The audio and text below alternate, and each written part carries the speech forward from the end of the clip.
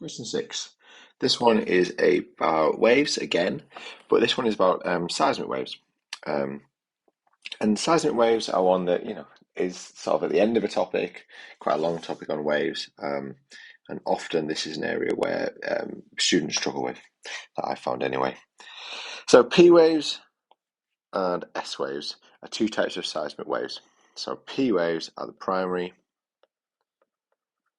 and that is the secondary. And they're both earthquake waves. The way you can think about it, if you look at the S wave and look at the shape of it, and then if you draw a line like that, well, let's take that and let's spin that around. If I resize it and then spin it, and you can say, oh, what type of wave does it look like? And you should be thinking, it's like a transverse wave. All right, so like that sort of shape. So it's a transverse wave. So we know, and you see there the line through the middle. So an S wave is a transverse wave, and our primary wave is our longitudinal wave. So let's read this. So which one of these statements about P waves and S waves is correct?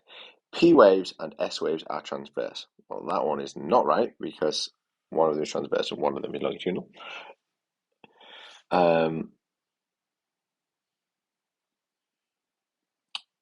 P waves and S waves are longitudinal. Well, that was not right. Again. P waves are transverse and S waves are longitudinal. Nope. Which leaves P waves are longitudinal. Yep. And S waves are transverse. That's the only one that says S waves are transverse, which we've looked at there. So it must be that one there. Sorry about the pause in the middle of that one. My brain, for some reason, needed a bit of time to catch up. Okay, seismometers on the Earth's surface record the vibrations caused by seismic waves. The diagram below shows the vibration recorded by a seismometer for one P wave. Now, that P wave, a little bit confusingly, is being represented as a transverse wave. Don't worry about that, all right? And hopefully that wouldn't have made you change your mind to that question. Calculate the frequency of the P wave shown in the diagram above. So, frequency. Let's have a look what we've got available. We've got a time period, and so we've got a time period because time period is 1 over the frequency. If we look at our data sheet, we can see that period is 1 over the frequency. So time period here is 1 divided by the frequency. So that's the formula that we're going to use. So let's have a look. We have got how many waves? So to figure out the frequency, we can figure this out if we count the number of complete waves. Now, complete waves, the way that we're going to do this is we're going to put in our line of equilibrium, our central line there. And what we can do is we can count the areas between the wavelengths. Now, the wavelengths are going to be from areas of identical. So we sort of go up, down, and then we've got to an identical point. So we've got 1, 2, 3, and 4. So we have got 1 there, 2 there, 3, and 4. So we've got 4 waves in 10 seconds. So the frequency is the number of waves per 1 second. So if we divide this by 10, we'll get 1 second. If we do that to one side, we've got to do it to the other. So divide that side by 10. So if we get 0.4 waves in 1 second. So the frequency is 0.4 hertz. So frequency is 0.4 hertz. So if we want to figure out the time period, we do 1 divided by the frequency. We don't even need to do that, do we? Because the question is asking for frequency. So we just need to count the number of waves and work out how many there would be in 1 second. So 0.4. All right, write down the equation which links frequency, wavelength, and wave speed. So nice straightforward one there. We just got the data sheet, frequency, wavelength, and wave speed. Data sheet. All right, that's got frequency in it, but it's not the one we need. So we're looking for frequency, another one with frequency in. Oh, there we go. Frequency, wave speed, frequency, and wavelength. Now, my tip here is you can write down the symbol, you will absolutely get marked for that. All right, but what is better is to, if you're told to write it down in words, write it down in words, because then you don't accidentally do the wrong capital letter, because this is a very italic V going on there, and this symbol here is very easy to do that wrong, that lambda symbol. So if we just write wave speed equals frequency times wavelength. So wave speed equals frequency times by wave length. Okay, the P wave shown in the diagram is traveling at 720 meters per second. So that is a speed. And in this case, it's its wave speed. Calculate the wavelength of the P wave. And this is part D of the question. So we know the frequency, and we're going to use that. So we're going to use the formula. So V, so let's use FIFA. V equals frequency times wavelength. It doesn't matter too much because we've already written it above. So let's put in our speed. So our speed is 720. So we input this data.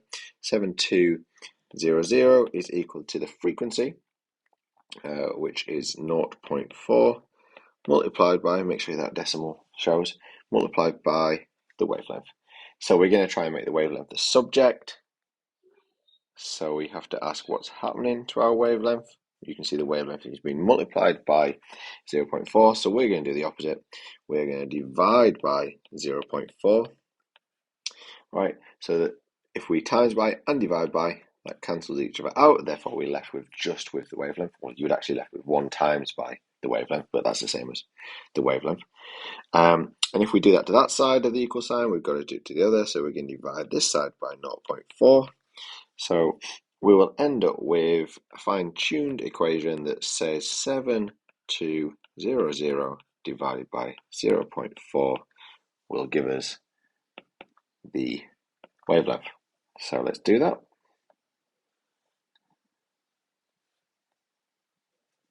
7200 over 0.4 gives 18000. All right, a lot of zeros in there, so let's just check this again. 7200. This time we're going to use the divide function. 18000. I get the same. So just make sure we copy it down carefully. 18000. Count your zeros. 1, 2, 3. Backwards. 1, 2, 3. Good. Okay, so explain why the study of seismic waves provides evidence for the structure of the Earth's core. And it's asking for core in particular. It's worth 2 marks. This is quite a complicated topic. For 2 marks, they're really not asking a lot. I've seen this on a 6 marker before. So let's try and delve into this a little bit deeper. So you need to think in terms of the core, in terms of the Earth structure. If we sort of do a little bit of a sketch. So here we go. Here's the Earth. I'll zoom it in so we can make a bit of a bigger sketch. And so we've got the crust, and then we've got the mantle here, and then you've got the core, and then the core is split into the inner and outer core. So we've got the core. Now, in terms of the core, the middle part is solid, inner core, and the outer bit here is the liquid. Okay, so I'll just try and sort of make this a bit prettier so we can see what we're doing. So if we take the core as, now there's our inner core, which is the solid bit, and then we'll make our liquid outer core. So we'll make that a bit of a different shade. Let's use blue to say it's a liquid. So this bit here is our liquid outer core around it. Then you've got your mantle. We'll make that this sort of dark orange color because now that's really hot in terms of our mantle. And then obviously the crust is the bit that we live on. So there's our structure roughly. And what happens is when there's an earthquake, the seismic waves happen. So let's say that they're happening at this point. Let's say this is our epicenter. Let's get a red pen for this. Now you've got your two types, remember, you've got your P waves and you've got your S waves. So our P waves, they are longitudinal and they can only travel through, P waves can travel through solids and liquids. So travel